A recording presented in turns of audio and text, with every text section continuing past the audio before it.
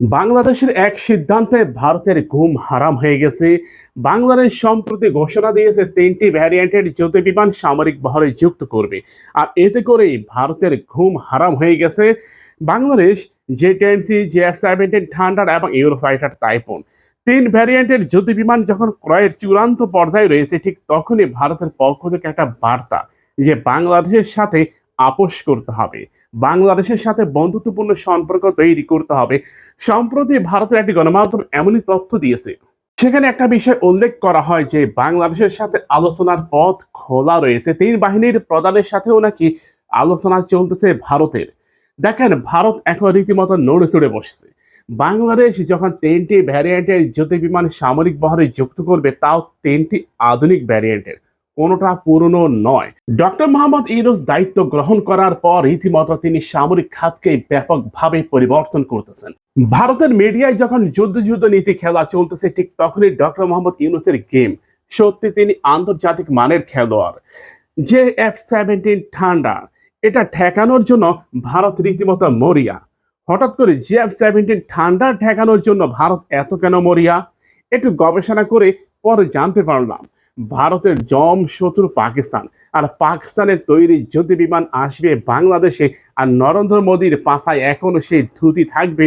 এটা কেউ বিশ্বাস করবে, কেউ বিশ্বাস করবে না। প্রিয় ভাইরা, ভারত এটা মনে করে যে F-17 থান্ডার সামরিক বহরে যুক্ত হওয়া মানে এই থান্ডারের মধ্যে ভয়ঙ্কর সব মিসাইল, বোমা। ভারতকে পরাস্ত করার জন্য পাকিস্তানের থান্ডারকেই চূড়ান্তভাবে ব্যবহার করবে। এই কারণে ভারতের ভয় বাংলাদেশ কেন জে-F-17 থান্ডার ক্রয় করতেছে। প্রিয় ভাইরা, সামরিক খাতে ডক্টর মোহাম্মদ একটা গেম খেলোয়াড়। বড় বড় জেনারেলদের চাইতো তার জ্ঞান ১০০ গুণ বেশি। দেখেন, আমাদের সেনাবাহিনীর প্রধান, আমাদের নৌবাহিনীর প্রধান, বিমান বাহিনীর প্রধান গত দীর্ঘ সময় ধরে যে জ্ঞান বুদ্ধি খাটিয়ে সিদ্ধান্ত নিয়েছেন, সেটাকে বৃদ্ধাঙ্গুল ভারত প্রতিবারে দেখিয়েছে। কিন্তু ডক্টর মোহাম্মদ ইউনূস ছোট্ট একটা গেম খেলেছেন।